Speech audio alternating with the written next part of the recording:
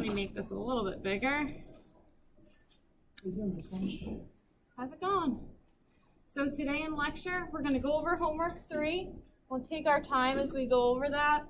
And then we're going to watch Cosmos episode 8 and answer the questions on the question sheet that I have for you guys. And then the virtual students and anyone that's going to miss the rest of the video, there's a link just right down here on the bottom.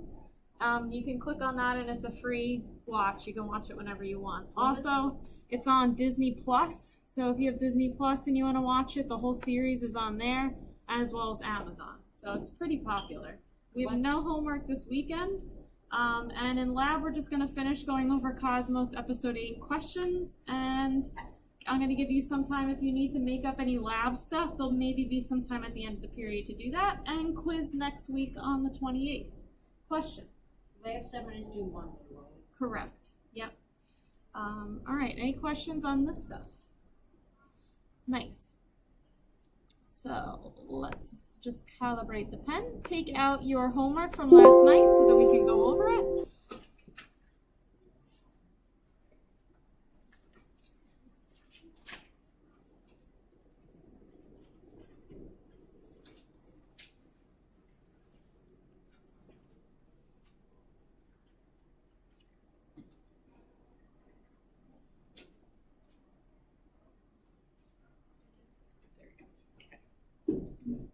Well, let's see how you did on the homework first.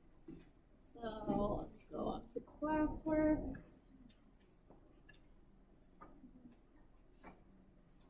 Hello. Homework 3.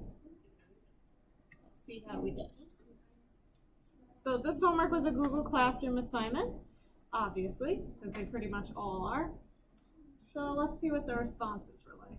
Average was a 6.7 out of 8, so pretty good.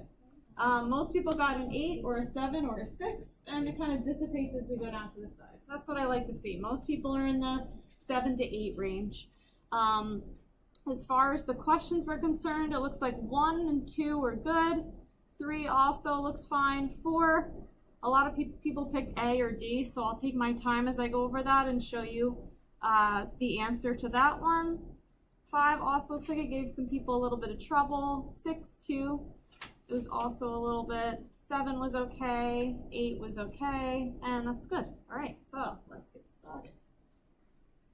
All right, question number 1 at the very top of the page. The Milky Way galaxy shape is best described as what? Okay, so taking a look at the picture, and even if you didn't know the picture, it's in your notes, and that's a spiral galaxy. Number 2, the diagram below represents a side view of the Milky Way galaxy. At approximately which position is the Earth and the solar system located? So Earth/solar system, the sun, we're all kind of located in this position. So this is the picture they give you. In your notes yesterday, I gave you this picture, and I told you it was right here. So the best option for this in this picture is B, over here. So that was the correct answer for this. Questions 3 and 4 are based on this short paragraph. This one was not in the paragraph. This one was in your notes. I told you yesterday in your notes that the universe is approximately 14 to 15 billion years old. So the closest option to that is choice D, 13.7. Yes. Oh, okay. Number 4, this was one that a lot of people got wrong. So let's take a look at it, and I'll show you where in the paragraph to get your answer from.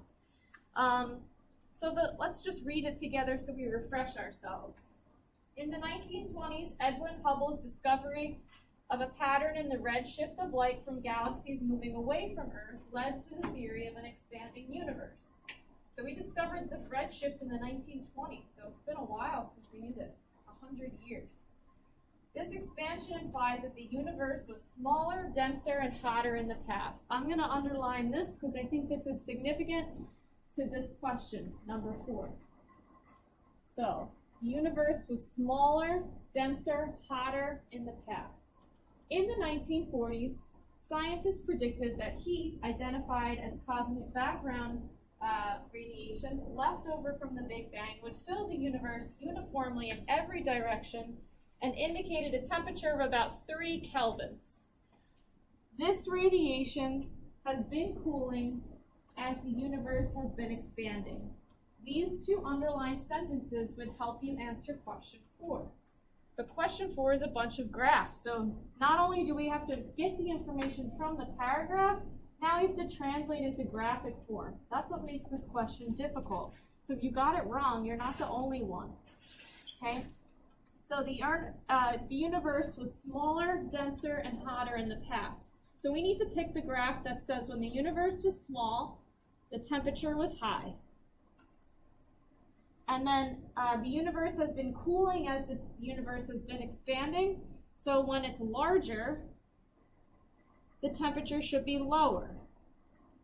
And if you want to put hot and cool, that works too. And so we need to pick the graph that is saying that.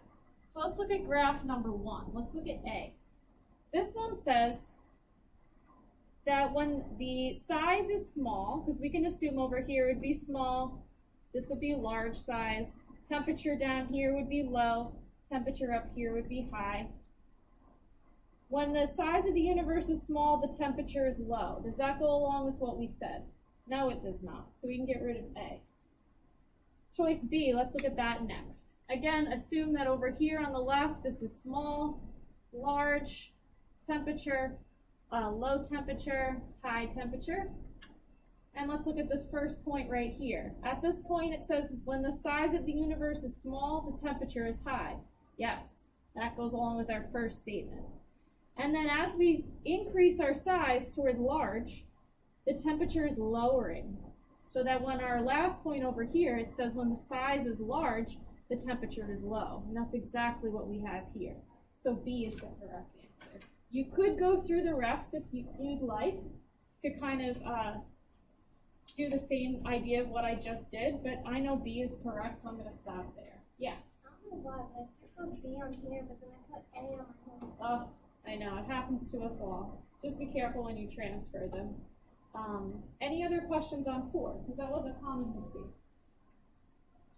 Okay, let's move on to page 2. Number 5. Oh, let's see. Cosmic microwave background radiation is classified as a form of magnetic energy because it does what?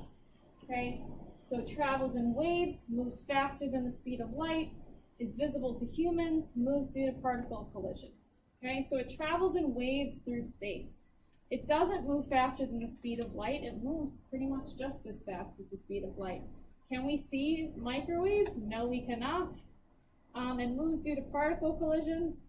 I mean, we haven't really talked about particle collisions and things like that, so this is something that is just kind of like that random choice. Okay, so we wouldn't pick D because we don't know what's happening at D.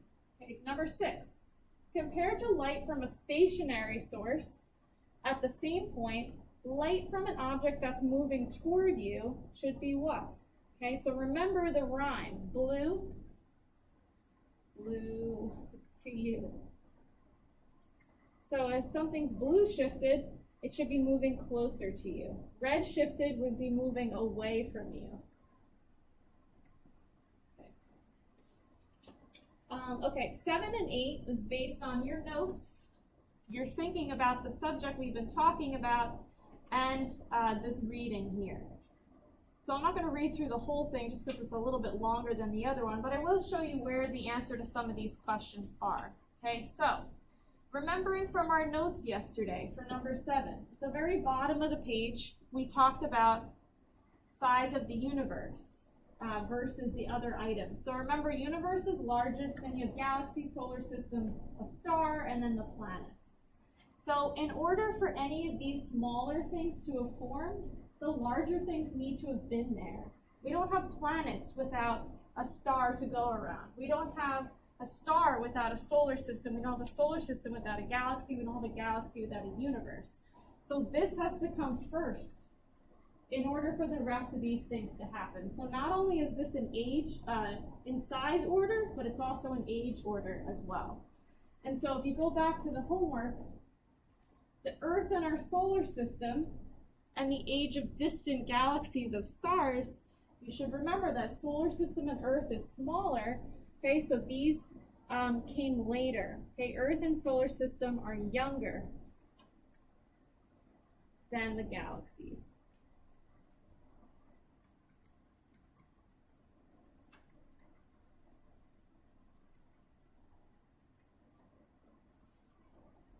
Okay, last question on this page. The Big Bang Theory is widely believed by astronomers to explain the beginning of the universe. Why does light from distant galaxies support the Big Bang Theory? So this last sentence would probably be the most helpful in answering this question. So it says, since the Big Bang, astronomers believe that galaxies are moving rapidly away from each other, spreading out and becoming more distant. So the light from distant galaxies supporting the Big Bang Theory, the light that we see is red shifted.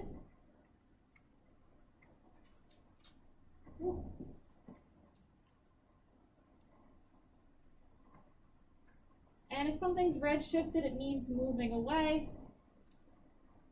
And another word for moving away means expansion. Okay, which is supports the idea of the Big Bang, because the Big Bang Theory began with an explosion.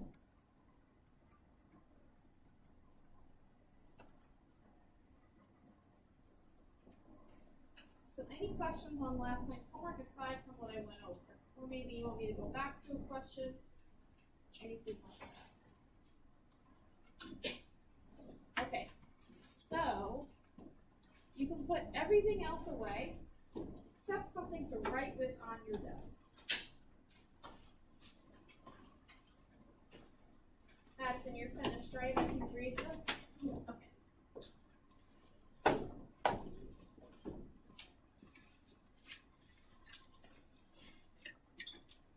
And if one of you guys could hand these out. Wait, do we have a test today? Ruby. Yes, please. Okay, so online people, we're gonna get started with the